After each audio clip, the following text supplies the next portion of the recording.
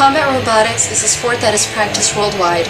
It attracts all kinds of participants from all ages, especially those interested in engineering, machine design, computer science, new technologies, and their trends. The competitions involve one-to-one duels between radio-controlled robotic vehicles in a bulletproof arena. To win by knockout, one robot must be able to disable the opponent's robot or to throw it in a dead zone in the arena periphery. The robots can use any kind of mechanical weapon to accomplish that, such as hammers, axes, blades, saws, spears, flamethrowers, and even launching arms that can throw the opponent several meters high in the air. Projectiles and gunpowder, however, are not allowed. Each combat lasts up to 3 minutes. If there's not a knockout, a panel of 3 judges decides the winner based on the performance of each robot, awarding aggression and damage points. Similarly to boxing, the robots are divided in weight classes, which range from the very light 150-gram featherweights to the astonishing 340-pound super heavyweights. Competitions like these stimulate the builders' creativity, allowing them to apply their knowledge of physics, mathematics, mechanics, electronics, and programming to build real robots. The focus of combat robotics is on construction, not destruction. Any damaged robot will provide knowledge to build improved and more resistant systems. In addition, any contestant may give up and stop the fight at any time to avoid costly damages to his or her robots.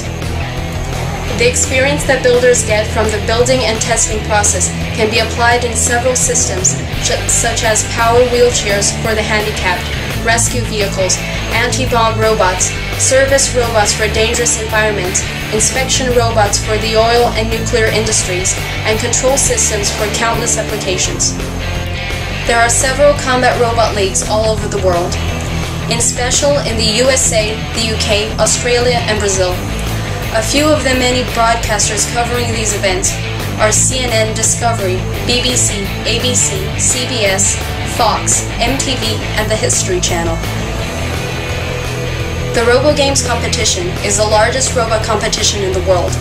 Considered as the Olympic Games of Robot Engineering, this event takes place annually in San Mateo, California, USA, counting with several countries.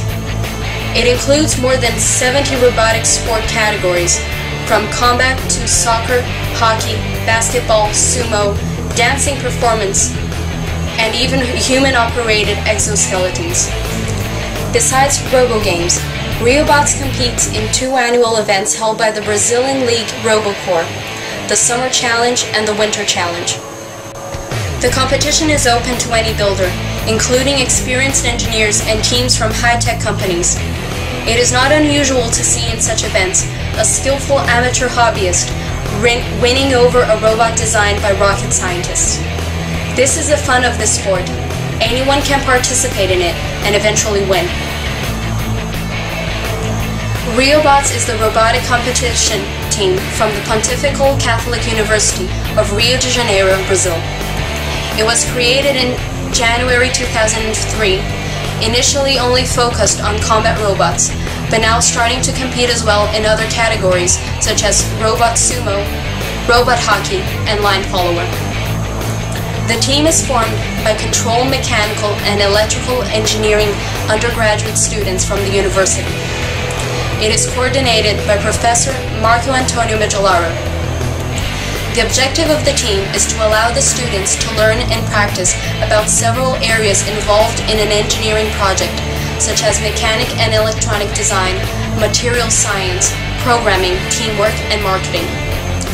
They have the opportunity to apply in practice the concepts learned in the classroom.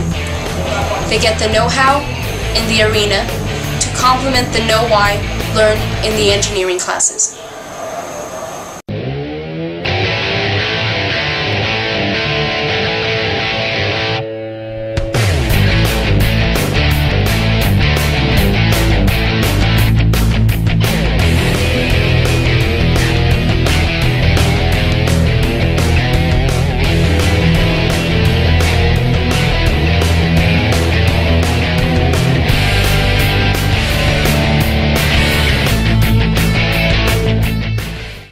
2006, robots started to compete in robo-games, according to the Guinness Book, the largest robotics competition in the world, gathering more than 800 projects. 5 years passed and our team achieved impressive results, including 8 gold, 5 silver and 2 bronze medals in various classes from combat to autonomous sumo. Each class has its own challenges. Combat robots are one of the best ways to test different materials' behavior. On the other hand, autonomous robots rely heavily on embedded computing and fuzzy logic. However, the greatest prize is knowledge. After all, students compete against people that work on important technology companies. That exchange is crucial to form better professionals, since being at robo-games is the best way to learn.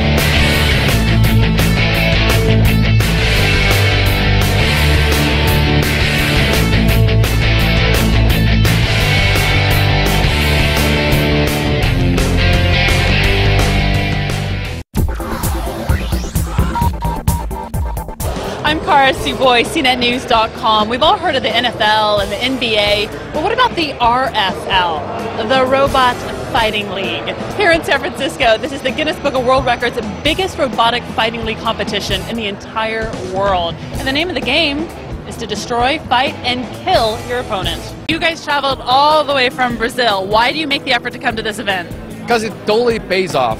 It's fun, you learn a lot, you meet a lot of interesting people. How much money would you say you spent on this? More than 10,000? Well, way more. Oh, way more. More than 20,000? Way more, probably. 50,000? Yeah, I think that's that kind of money.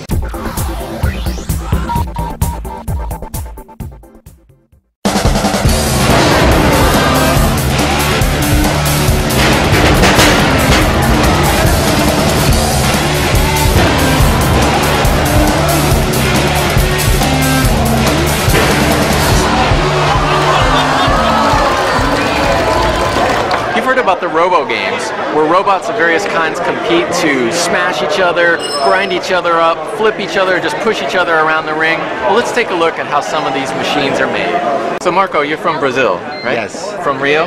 Rio de Janeiro. Okay, you've come a really long way to the robo games. Yeah, we started competing in 2006 here at Robo Games, and it's really worth it. This is Toro Lights. Toro means bull in Portuguese, and it's a lightweight. Yeah. And I experienced this run at about 6,000 RPM.